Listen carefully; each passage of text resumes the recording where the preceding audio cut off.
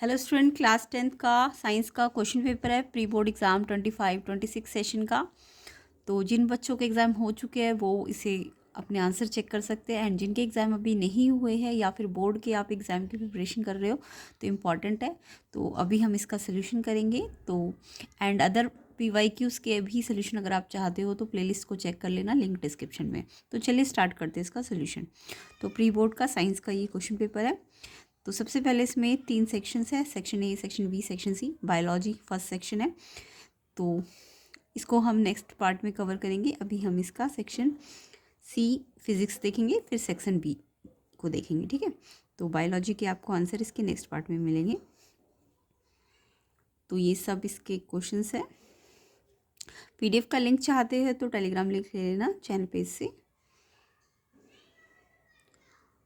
तो ये इसका सेक्शन बी केमिस्ट्री है। सबसे पहले सेक्शन सी करेंगे, इसके बाद सेक्शन बी पे आएंगे।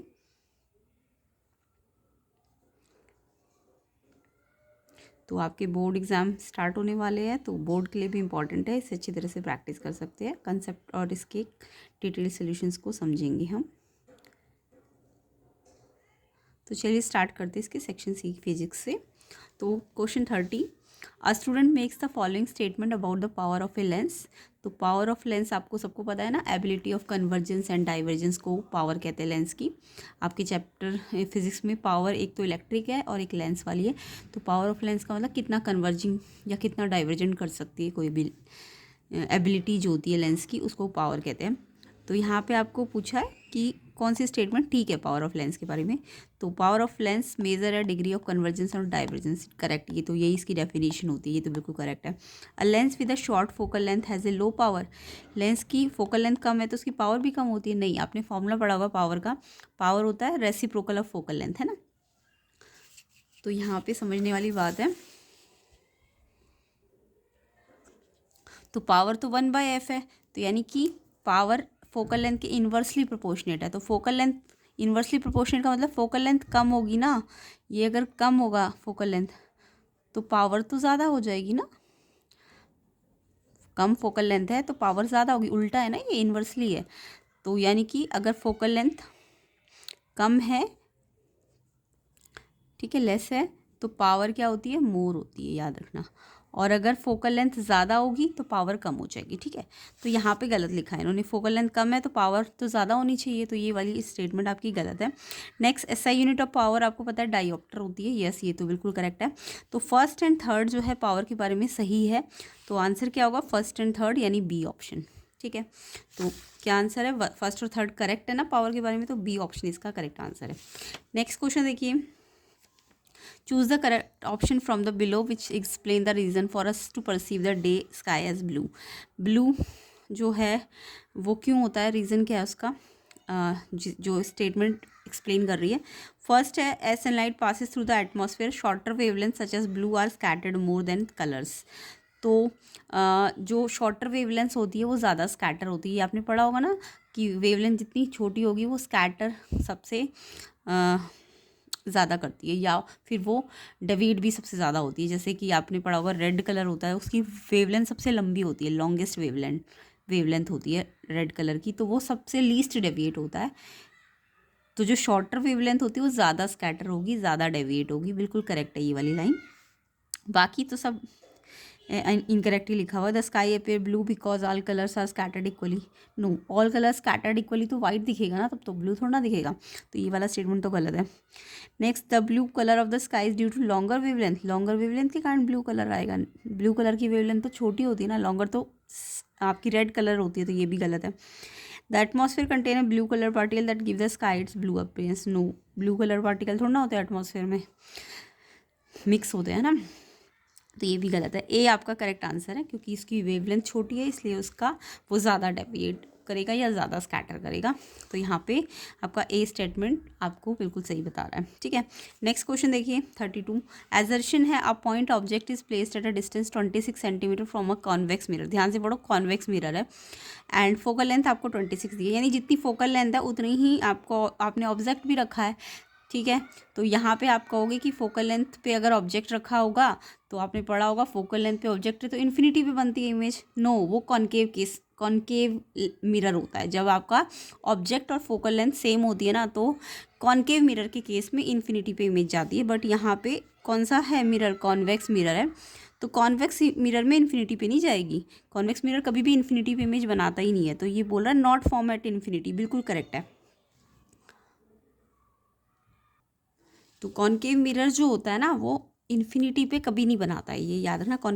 Convex mirror, sorry, convex mirror के बारे में आपको पता होना चाहिए एकदम। ऑलवेज बिहाइंड द मिरर होती है, ऑलवेज, ठीक है। और ऑलवेज वर्चुअल इरेक्ट होती है, ठीक है। ऑलवेज वर्चुअल इरेक्ट यानी बिहाइंड द मिरर होगी, इनफाइनाइट डिस्टेंस की होगी, चाहे बिहाइंड द मिरर मत करो। ये ऑलवेज वर्चुअल इरेक्ट इमेज बनाता है और ये फाइनाइट डिस्टेंस पे बनती है, ना कि इन्फिनिटी पे। तो ये यही तो बोल रहा है कि इन्फिनिटी पे नहीं बनेगी। हाँ, यहाँ पे अगर कॉन्केव मिरर होता ना तब तो ये इन्फिनिटी पे ही बनती, तब तो ये एजर्शन आपका गलत हो जाता, क्योंकि ये बोल रहा है नॉट इन्फिनिटी। कब होता, जब ये कॉन्केव मिरर होता। बट कॉन्वेक्स मिरर है तो हमेशा इन्फिनिटी पे तो कभी बनेगी ही नहीं कॉन्वेक्स मिरर में, तो वो फाइनाइट डिस्टेंस पे होती है। तो ये बिल्कुल गलत, सॉरी, ये करेक्ट बोल रहा है, क्योंकि नॉट लिख दिया ना, इन्फिनिटी पे नहीं बनाता कॉन्वेक्स मिरर, बिल्कुल ठीक है।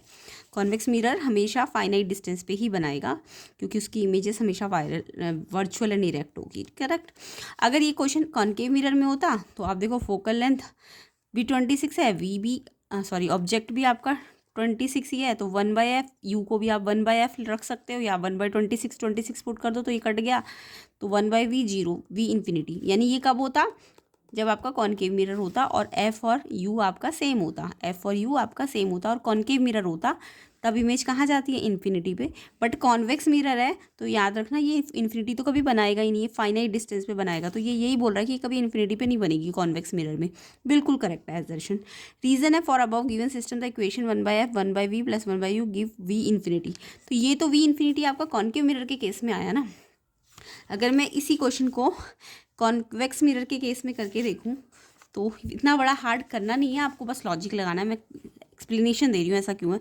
तो 1/f 1/26, यू आपका 26 नेगेटिव रखना होता है ना, यू को साइन माइनस देते हैं। अब 1/v आप निकालो तो प्लस माइनस, यहाँ जाके यहाँ माइनस हो रहा है तो इधर प्लस हो जाएगा।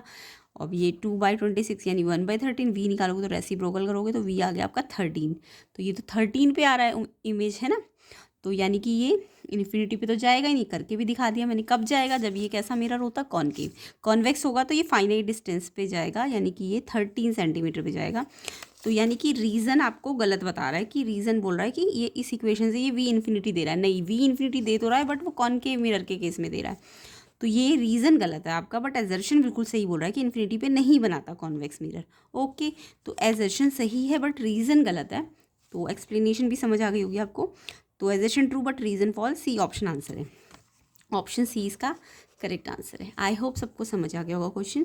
नेक्स्ट क्वेश्चन देखिए, the absolute refractive index of two medium A and B are 2 and 1.5 if speed of light medium B में दी है 2 × 10⁸, calculate the speed of light. तो ऐसे ही आप एक्सप्लेनेशन कंसेप्ट वाली वीडियो चाहते हैं तो प्लेलिस्ट को ज़रूर चेक कर लेना।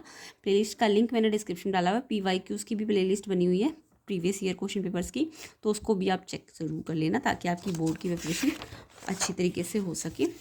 तो यहाँ पे मेरे पास क्वेश्चन में रिफ्रैक्टिव इंडेक्स के क्वेश्चन है। तो आपको देखो ए एंड बी के ना एब्सोल्यूट रिफ्रैक्टिव इंडेक्स दिए हुए। एब्सोल्यूट रिफ्रैक्टिव इंडेक्स हमेशा वैक्यूम के रिस्पेक्ट में होते हैं, तो इसका मतलब रिफ्रैक्टिव इंडेक्स होता है। ये सिंबल है रिफ्रैक्टिव इंडेक्स का, इसको ऐसे करके बनाते हैं, ठीक है। तो रिफ्रैक्टिव इंडेक्स ए का 2 है एंड बी का रिफ्रैक्टिव इंडेक्स 1.5 है। अब बी का एब्सोल्यूट, दोनों का एब्सोल्यूट ही दिया है, एब्सोल्यूट निकालना है अगर बी का, तो सी मतलब speed of vacuum, speed of light in vacuum होता है। और बी का लाइट वैक्यूम से कहाँ जा रही है, बी पे, तो बी की स्पीड नीचे आएगी। तो कोई भी रिफ्रैक्टिव इंडेक्स निकालना हो, ए मान लो 1 मीडियम से 2 का, तो 1 मीडियम जहाँ से लाइट आती है उसमें लाइट की स्पीड, और 2 मीडियम जिस पे जा रही है उस, ये रेशो होता है, ठीक है। तो यहाँ पे लाइट वैक्यूम से जा रही है तो वैक्यूम को सी बोलते हैं, लाइट की स्पीड वैक्यूम में, एंड बी की स्पीड नीचे रखो, एंड ये गिवन है आपको 1.5, तो सी आपको निकालना है वैक्यूम में, है ना। तो वी बी में दी हुई है आपको स्पीड 2 × 10⁸, तो सी आपको वैसे तो याद ही रखना होता है, सी की वैल्यू 3 × 10⁸ होती है, बट निकाल के दिखाना है। तो सी निकालना है तो ये वहाँ जाके यहाँ डिवाइड है तो वहाँ मल्टीप्लाई हो गया, 1.5 2 जा 3 3 × 10⁸। तो ये तो आपको याद भी रखना है, वैक्यूम में लाइट की स्पीड 3 × 10⁸ होती है। नेक्स्ट इसमें बोला मीडियम ए में लाइट की स्पीड कितनी होगी। तो मीडियम ए में निकालना है, तो मीडियम ए वाला रिफ्रैक्टिव इंडेक्स का फॉर्मूला लगाओ। अब पहले मैंने बी की स्पीड दी थी, तो मैंने बी का फॉर्मूला लिया तो सी आ गया। सी मतलब वैक्यूम में लाइट की स्पीड। अब आपको सी पता चल गया, अब ए का रिफ्रैक्टिव इंडेक्स का फॉर्मूला लो। तो वैक्यूम से आ रही तो वैक्यूम में वाला ऊपर स्पीड, एंड ए पे जा रही तो ए की स्पीड नीचे, है ना। एंड 2 गिवन है। सी हमने निकाल लिया 3 × 10⁸। वी ए आपको निकालना है, ये निकालना है तो इसको वहाँ भेज दो, इस 2 को नीचे ले आओ। ये निकालना है ना, ये डिवाइड में है तो ये वहाँ चला जाएगा, तो ये तो यहाँ चला गया, 2 डिवाइड में आ जाएगा। तो 2 से 3 को डिवाइड करोगे 1.5 10⁸। तो ये आपको पता है ना, 1.5 × 10⁸ आपकी गिलास में होती है ना, और 2 × 10⁸ आपकी वाटर, है ना। वाटर कैसा है, ग्लास आपका डेंसर होता है और वाटर आपका रेयरर होता है ना, क्योंकि इसके पार्टिकल थोड़े दूर दूर होते हैं ग्लास के कंपैरिजन में। वाटर आपका रेयरर होता है, तो रेयरर मीडियम है, तो लाइट की स्पीड क्या होगी, ज़्यादा होगी, है ना। रेयरर में लाइट की स्पीड ज़्यादा होती है और डेंसर में लाइट की स्पीड कम होती है, तो ये कम आई है ना। तो आप वैसे तो याद रखने की ज़रूरत नहीं है, बट ग्लास डेंसर होता है और वाटर रेयरर होता है, ठीक है। तो यहाँ पे जस्ट हम एक वैक्यूम में पूछी है 3 × 10⁸, एंड ए मीडियम की कितनी आ गई 1.5 × 10⁸, ठीक है। तो ये आपका आंसर है। नेक्स्ट क्वेश्चन देखते हैं 34। Draw schematic diagram of a circuit. Circuit बनाना है, सर्किट का डायग्राम। बैटरी 6 2V सेल्स, यानी 2V सेल्स की बैटरी, 6 सेल है, 6 सेल की बैटरी बनानी है, ईच 2V है ना। और 6 ओम का रजिस्टर दिखाना है, 12 ओम का रजिस्टर दिखाना है, 18 ओम रजिस्टर एंड एक प्लग की, ऑल कनेक्टेड इन सीरीज़। तो यहाँ पे सर्किट डायग्राम तो आई होप सबको आ रही होंगे। तीनों रजिस्टर जो है वो सीरीज़ में दिखाने हैं, यानी तीनों को सीरीज़ में दिखाना है, एंड 6 सेल की बैटरी बनानी है। देखो एक सेल तो ऐसे बनेगा, है ना, पहले लॉन्ग फिर शॉर्ट, फिर ये बन गया जब, तो शॉर्ट के ऐसे कर दो, फिर लॉन्ग आएगा, फिर शॉर्ट, दूसरा सेल बन गया, फिर शॉर्ट से लाइन लॉन्ग पे जाएगी। ये लाइन हमेशा शॉर्ट से लॉन्ग पे जाती है, ठीक है। फिर शॉर्ट, तो ये 3 सेल बन गया। ऐसे करके आपको 6 सेल की बैटरी बनानी है और प्लग की बनाना है, और ये तीनों सीरीज़ में बनाने हैं।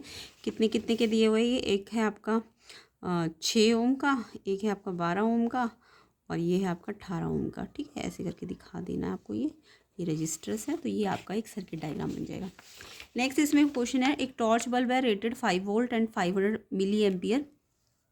Calculate power and resistance when it lighted for 4 hours. तो यहाँ पे पावर और रेजिस्टेंस निकालना है, तो पावर के आपको सारे फॉर्मूले आने चाहिए। पावर का एक फॉर्मूला V × I होता है, और भी फॉर्मूले होते हैं पावर के, I² R। पावर का एक और फॉर्मूला होता है V²/R। तो ये आप सारे फॉर्मूले याद कर सकते हो। तो यहाँ पे मेरे को वोल्टेज भी दी है और करंट भी दिया है, तो मैं पावर का V × I वाला फॉर्मूला ले सकती हूँ। याद रखो करंट एम्पियर में नहीं है, मिली एम्पियर में है, और वोल्टेज तो 5 वोल्ट, वोल्टेज 5 वोल्ट है। आई मिली एम्पियर में है, तो मिली को आपको मीटर में बदलना, मिली एम्पियर है ना, तो मिली को आपको एम्पियर में लाना पड़ेगा। तो जब मिली होता है ना, मिली में याद रखना, मिली में आप 10⁻³ करोगे, और माइक्रो एम्पियर होगा तो 10⁻⁻6 करोगे, ये याद रखना, आपको कन्वर्जन आना चाहिए। तो मैंने मिली दिया है तो 10⁻³ से मल्टीप्लाई करना पड़ेगा। अब ये मल्टीप्लाई किया 2500 10⁻³ अब ये 2 0 है, तो ये पावर 2 है ना, तो पावर 2 यहाँ प्लस हो जाएगी, तो -1 पावर बन जाएगी। या फिर आप ऐसे भी देख सकते हो, ये 2500 है और ये -3 का मतलब डेसिमल 1 2 3 के बाद लग जाएगा, तो ये आ गया 2.5, है ना। ये 2500 और 10⁻³ का मतलब ये 10⁻³ का मतलब 3 के बाद डेसिमल यानी यहाँ लगेगा, तो 2.5 वॉट पावर आ जाएगी, ठीक है। पावर की यूनिट होती है वॉट। नेक्स्ट आपको बोला है इसमें पावर निकल गई, रेजिस्टेंस भी निकालना है, और हाँ रेजिस्टेंस निकालना है अगर 4 घंटे के लिए चलेगा। तो पावर का एक और फॉर्मूला ले लो रेजिस्टेंस वाला। पावर होता है V²/R। पावर आ गई आपकी, V आपका 5 था, स्क्वायर है तो 2 बार, R निकालना है तो R को यहाँ भेज दो, 2.5 को नीचे ले आओ, 25 से 25 कट जाएगा, 10 ओम आपका क्या आ जाएगा, रेजिस्टेंस आ जाएगा, ठीक है। उसके बाद आपको बोला था इसमें लाइटेड फॉर 4 आवर्स। 4 आवर्स का वैसे तो कोई काम नहीं था, नहीं तो आप हीट एनर्जी से भी निकाल सकते थे। हीट एनर्जी निकाल लो, I² RT, हीट एनर्जी निकालने को तो नहीं बोली आपको, सिर्फ पावर और रेजिस्टेंस निकालना है। अगर एनर्जी भी निकालनी होती ना हीट एनर्जी, तो आप heat energy power into time करके निकाल लेते। पावर मेरी आई 2.5 और टाइम है 4 घंटे, तो एनर्जी आ जाती है आपकी 25 4 100 100 मतलब 10। और एनर्जी किस में आती है, जूल में, तो 10 जूल एनर्जी आ जाती है ना। समझ आ गया। तो अभी एनर्जी नहीं निकालनी है आपको, जस्ट रेजिस्टेंस ही निकालना था, तो 4 घंटे का कोई काम नहीं था। ठीक है, नेक्स्ट देखो question 35। Due to gradual weakening of ciliary muscle and diminishing flexibility of the eye lens a certain defect of vision arise. आपको पूछा है आई का डिफेक्ट का नाम और उसका लेंस पूछा है कौन सा पहनाना पड़ेगा उसको इम्प्रूव करने के लिए। तो देखो यहाँ पे सिलियरी मसल वीक हो गई है, और जब भी सिलियरी मसल वीक होती है ना तो प्रेसबायोपिया डिफेक्ट होता है। आई के 3 डिफेक्ट होते हैं, प्रेसबायोपिया, मायोपिया और हाइपरमेट्रोपिया। तो जब भी सिलियरी मसल वीक होंगी ना तो प्रेसबायोपिया होता है ओल्ड एज में, है ना। और इसमें क्या बोला है कि ना फ्लैक्सिबिलिटी ना डिमिनिश हो गई है आई लेंस की, तो यानी फ्लैक्सिबिलिटी कम हो गई है। फ्लैक्सिबिलिटी कम का मतलब फोकल लेंथ कम हो गई है ना।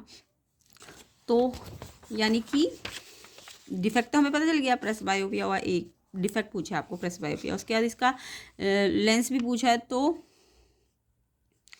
प्रेसबायोपिया और जो फोकल लेंथ अगर कम हो गई है तो हमको कॉन्वेक्स लेंस से ठीक करना होगा। ठीक है, क्योंकि प्रेसबायोपिया यानी नियर बाय ऑब्जेक्ट नहीं दिख रही ना।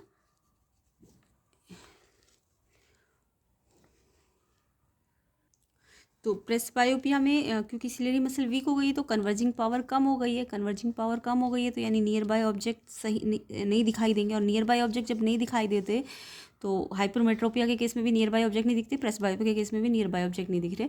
तो नियर बाय ऑब्जेक्ट अगर नहीं दिख रहे हैं तो आपको कॉन्वेक्स लेंस लगाना पड़ेगा, क्योंकि कन्वर्जिंग पावर क्या हो गई है, कम हो गई है ना। तो कॉन्वेक्स लेंस लगा के कन्वर्जिंग पावर को बढ़ाया जाएगा। ठीक है, तो ये करेक्शन के लिए आप जैसे हाइपरमेट्रोपिया में बनाते हो ना, क्योंकि इसमें भी नियर बाय ऑब्जेक्ट नहीं दिख रहे, तो जैसे आप हाइपरमेट्रोपिया वाला करेक्शन वाला डायग्राम बनाते हो हाइपरमेट्रोपिया, वही वाला इसमें भी बनाना पड़ेगा।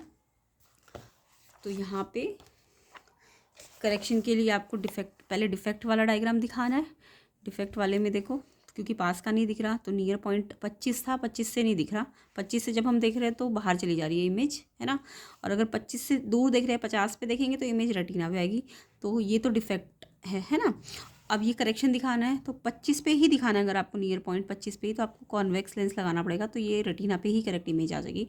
तो ये डिफेक्ट के डायग्राम्स है, और ये आपके डिफेक्ट का आप डायग्राम ये वाला दिखा सकते हो, और फिर ये करेक्शन वाला डायग्राम होता है। ठीक है, तो ये डायग्राम आपको अच्छी तरह से प्रैक्टिस करने हैं। ये आपके जब आपको नियर बाय नहीं दिखेगा तो आपको कॉन्वेक्स लेंस लगाना पड़ेगा। तो ये डायग्राम ही प्रेसबायोपिया के लिए भी होगा, है ना। और यही डायग्राम आपका हाइपरमेट्रोपिया के लिए भी होगा, याद रखना। हाइपरमेट्रोपिया के लिए भी सेम डायग्राम होता है, करेक्ट। तो यहाँ पे आपको समझ आ गया होगा, कॉन्वेक्स लेंस से करेक्शन करेंगे, डायग्राम आपको प्रैक्टिस करनी है। नेक्स्ट क्वेश्चन पे आते हैं। नेक्स्ट क्वेश्चन है, रजिस्टर्स है आपके पास 20 ohm 20 ohm 30 ohm connected in parallel, and resistance क्या ऐड करें इन तीनों के साथ, यानी ये तीनों तो पैरेलल कनेक्टेड है, इसके साथ एक और रेजिस्टेंस ऐड करना है, बट वो सीरीज़ में करना है, और टोटल रेजिस्टेंस 10 ओम आना चाहिए। तो यानी 3 तो पैरेलल में, चौथा जो है वो सीरीज़ में लगाना है, और फिर टोटल आपका 10 ओम आना चाहिए। तो यानी क्वेश्चन कुछ इस तरीके से, ये जो 3 रजिस्टर है ये तो पैरेलल लगे हुए हैं, पैरेलल लगाना आता है ना एक ऐसे, इनका ये टर्मिनल है, और फिर ये जो भी इन तीनों का पैरेलल आएगा उसके साथ ये जो फोर्थ वाला है ना ये सीरीज़ में है। यानी कि आप इन तीनों का जब निकाल दोगे R1 R2 R3, तो ये जो R1 2 3 वाला आएगा वो चौथे के साथ R4 के साथ कैसे कनेक्टेड हो जाएगा, ये आपका सीरीज़ में आ जाएगा, है ना। तो इन तीनों को पहले इकट्ठा, फिर ये चौथा वाला सीरीज़ में R4, और टोटल इनका दे रखा है आपको 10। तो पहले आप इन तीनों का तो आपको वैल्यू दे रखी है ना, तो आप इन तीनों का पैरेलल वाला फॉर्मूला लगाओ, 1/R1 2 3 नाम दे दो इसको, आर इन तीनों के आर इफेक्टिव को 1 2 3 नाम दो। तो ये कैसे निकलेगा, 1/R1 1/R2 1/R3 parallel connection. ठीक है, R1 आपको 20 दिया है, R2 आपको 20 दिया है, R3 आपको 30 दिया है। इनका एलसीएम लो 60, 23 3 आ जाएगा, 23 जा 3 आ जाएगा। फ्रैक्शन सॉल्व करने आएगा वो पाते होंगे, 32 जा तो 2 आ जाएगा ऊपर, 3 3 6 2 8 बाई 60। अब ये 1/R1 2 3 है, तो ये रेसिप्रोकल कर दो, तो इसको भी रेसिप्रोकल करके ये 7.5 ओम आ जाएगा। ठीक है, फिर ये R1 2 3 यानी ये पूरा आपका 7.5 आ गया, और ये जो फोर्थ वाला है ये नहीं पता आपको, x मान लो या R4 ही ले लो इसको। और इन दोनों का सीरीज़ में है, कैसा है, पहले ये पैरेलल था अब ये जो ये और ये आया, ये सीरीज़ में आ गया है ना। सीरीज़ में तो इनको डायरेक्ट प्लस करते हैं, तो R1 2 3 4 R इफेक्टिव आ जाएगा। ये R इफेक्टिव आपको क्वेश्चन में गिवन है 10, ये निकालना नहीं है, ये दिया हुआ है। एंड ये भी आपने निकाल लिया, और ये आपको फाइंड करना है।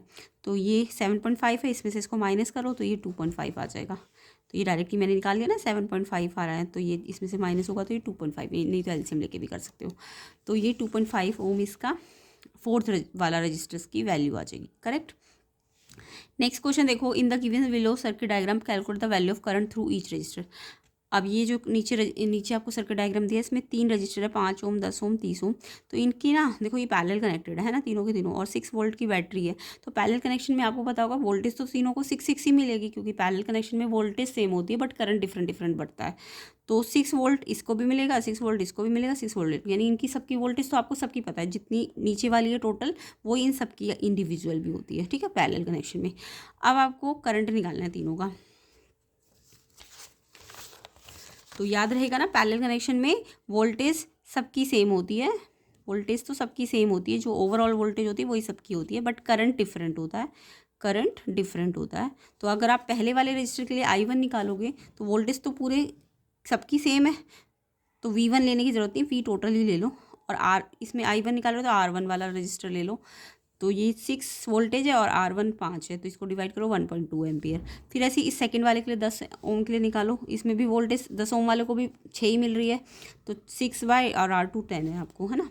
तो 6 बाई 10 0.6। I3 निकालोगे V/R3, 6 तो सेम है, R3 आपको 30 दिया है, 6/30 1/5 0.2, और टोटल करंट इन तीनों को मिला के आ जाएगा, तो ये आ जाएगा 2 एम्पियर। ओके, तो इस तरीके से ये क्वेश्चन करना है। नेक्स्ट देखो, नेक्स्ट है आपका, टोटल करंट भी निकाल लिया मैंने।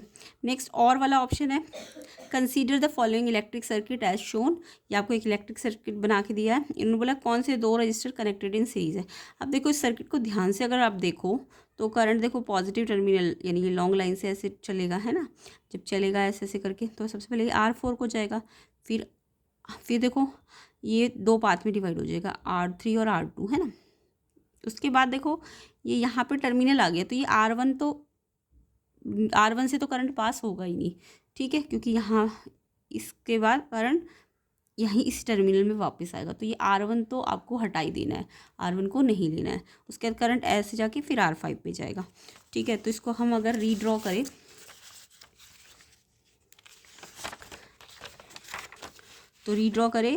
तो ये वाला ये बैटरी है आपकी, ठीक है, ऐसे करके बनानी होती है। करंट यहाँ से गया, सबसे पहले ये R4 को मिला, R4, फिर ये R4 से 2 पार्ट्स में डिवाइड हुआ, एक R3, ये R3 वाले में और एक R2 वाले में, सॉरी R2 यहाँ पे है ना।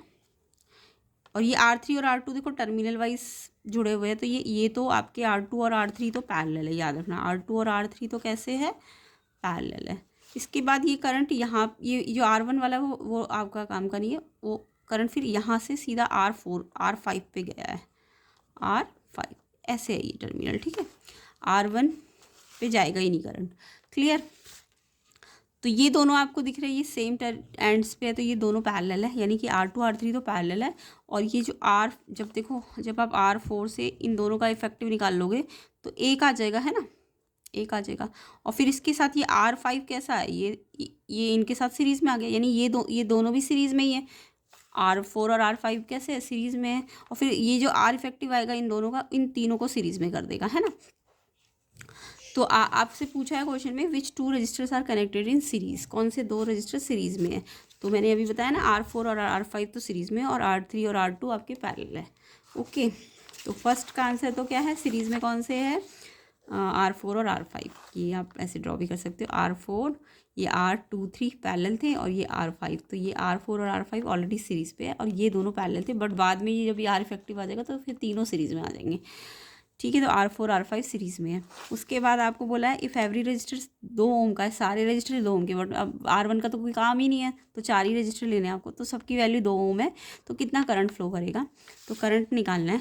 तो करंट निकालने के लिए आपको पता है ओम्स लॉ लगाना पड़ेगा, V = IR। अब V आपको टोटल वोल्टेज पड़ता है, बट टोटल I नहीं पता, अगर टोटल R निकल जाए तो फिर आप I भी निकाल सकते हो, है ना। तो पहले टोटल आई के लिए आपको R23 को पैरेलल कनेक्शन से सॉल्व करना पड़ेगा। तो 1/R2 1/R3 R23 आ जाएगा। तो 1/R2 की वैल्यू 2, R3 की वैल्यू 2, 1/2 1 होता है। रेसिप्रोकल करोगे तब भी 1 ही आएगा, क्योंकि रेसिप्रोकल भी करना पड़ता है लास्ट में, ठीक है, तो 1 ही आएगा। अब R1 2 3 चारों ले लो, 1 तो लेना ही नहीं, सॉरी, 2 3 4 और 5, 2 तो 2 3 के साथ आ गया, 4 और 5 है ना, 4 और 5, 1 तो हट ही गया। 2 3 4 5 निकालोगे तो 2 3 तो एक साथ आ गया, इसका 1 आया था ना, इन दोनों का अलग अलग 2 2 है, 5 आ गया। अब ये आप आई निकालना चाहते तो टोटल वाले सर्किट के फॉर्मूले लगा दो, 5 टोटल वोल्टेज है, टोटल इक्विवेलेंट 5 आया, आई निकालना है तो 5 से 5 को डिवाइड करके 1 एम्पियर इसका करंट आ जाएगा। नेक्स्ट इसमें पूछा है, अगर 3 आइडेंटिकल लैंप ABC कनेक्टेड कर दिए जाए सीरीज़ में, 3 आइडेंटिकल लैंप अगर सीरीज़ में लगा दी जाए और सप्लाई दी है 150 वोल्ट की, तो आपको पूछा वोल्टेज अक्रॉस ईच लैंप कितनी होगी, और फिर बोला effect of lamp C failing, अगर लैंप सी फेल हो गया तो उसका इफेक्ट क्या पड़ेगा। तो सबसे पहले तो देखो सीरीज़ कनेक्शन है, सीरीज़ कनेक्शन है तो आपको सीरीज़ के बारे में भी कुछ चीज़ें पता होनी चाहिए। सीरीज़ कनेक्शन में क्या होता है, वोल्टेज तो डिफरेंट होती है बट करंट सेम होता है ना, सीरीज़ में यही होता है ना, वोल्टेज डिफरेंट होती है, करंट सेम होता है। तो अगर तीनों सेम ही है तो जितनी टोटल वोल्टेज है, तो क्योंकि डिफरेंट आनी चाहिए तो 3 से डिवाइड कर दोगे तो ईच अकेले सबकी सिंगल सिंगल निकल जाएगी। तो क्योंकि सीरीज़ में वोल्टेज डिफरेंट आनी चाहिए तो V टोटल नहीं लोगे आप एग्जैक्ट, उसको 3 से डिवाइड करना पड़ेगा, क्योंकि 3 बल्ब है ना, तो 3 से डिवाइड करना पड़ेगा। तो 150/3 50। हाँ, अगर ये क्वेश्चन पैरेलल कनेक्शन में होता तब आपसे वोल्टेज पूछते तो आपका जो वोल्टेज ईच है वही वोल्टेज टोटल होता, क्योंकि पैरेलल कनेक्शन में वोल्टेज सबको सेम मिलती है, तो ये याद रखना। अगर पैरेलल कनेक्शन होता तो वोल्टेज ईच वोल्टेज टोटल के बराबर होता, यानी तब आंसर आपका 150 आता। कब, जब पैरेलल होता, बट सीरीज़ है तो सबकी डिफरेंट डिफरेंट होगी तो 3 से डिवाइड कर दो, क्योंकि तीन बल्ब है तो 50 आ गया। ओके,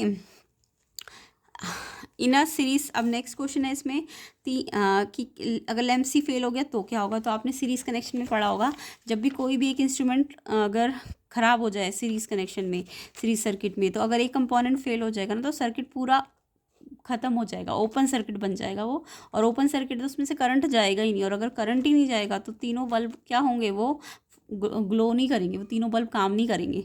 तो हमें पता है कि अगर एक भी सीरीज़ कनेक्शन में एक भी कंपोनेंट ख़राब हो जाता है तो इसलिए तीनों जो ABC बल्ब है वो काम नहीं करेंगे, क्योंकि करंट फ्लो ही नहीं करेगा, है ना। इसलिए तो ये डिसएडवांटेज होता है ना सीरीज़ कनेक्शन का, इसलिए हम घरों में पैरेलल कनेक्शन यूज़ करते हैं। सीरीज़ कनेक्शन आपके जो दिवाली के बल्ब की वो होती है, चेन होती है, उसमें होता है ना, तो हम घरों में पैरेलल कनेक्शन यूज़ करते हैं। तो सीरीज़ कनेक्शन का जो नुकसान है, क्योंकि वो ओपन सर्किट बन जाता है, उसमें करंट फ्लो नहीं करता, तीनों बल्ब भी फ्लो नहीं करेंगे, है ना, उसमें से करंट जाएगा ही नहीं, तो ये इफेक्ट पड़ेगा लैंप सी। अगर एक भी लैंप ख़राब हो तो सारे वर्क करना ख़त्म, स्टॉप कर देंगे, ठीक है। तो यहाँ पे हमारे ये क्वेश्चन आपको समझ आ गया होगा, इंपॉर्टेंट भी है। और ये वाला क्वेश्चन 37 और 38 हम नेक्स्ट पार्ट में कवर करेंगे, तो और 39 लॉन्ग क्वेश्चंस हम इसके नेक्स्ट पार्ट में कवर करेंगे, ऐसे ही डिटेल सोल्यूशन के साथ। तो सारे ही आपके फिजिक्स के क्वेश्चन है, तो आपको नेक्स्ट पार्ट अच्छी तरह से इसका देखना है, जिसके लिए आपको वीडियो को अच्छी तरह से देखना है, और इसका प्लेलिस्ट भी चेक कर लेना, और वीडियो को लाइक कर देना, चैनल में नए हो तो चैनल को सब्सक्राइब कर देना। तो इसके हम नेक्स्ट पार्ट में कवर करेंगे, लिंक मैं डिस्क्रिप्शन में डाल दूँगी इसके सोल्यूशन का। तो ज़्यादा से ज़्यादा लाइक कर दो वीडियो को, एंड सब्सक्राइब कर दो चैनल को, एंड शेयर कर दो ज़्यादा से ज़्यादा। और इसका सेक्शन बी भी हम केमिस्ट्री वाला पार्ट इसके नेक्स्ट पार्ट में ही कवर करेंगे, तो आप उसको भी चेक कर लेना, लिंक डिस्क्रिप्शन में, और प्लेलिस्ट का लिंक भी डिस्क्रिप्शन में है।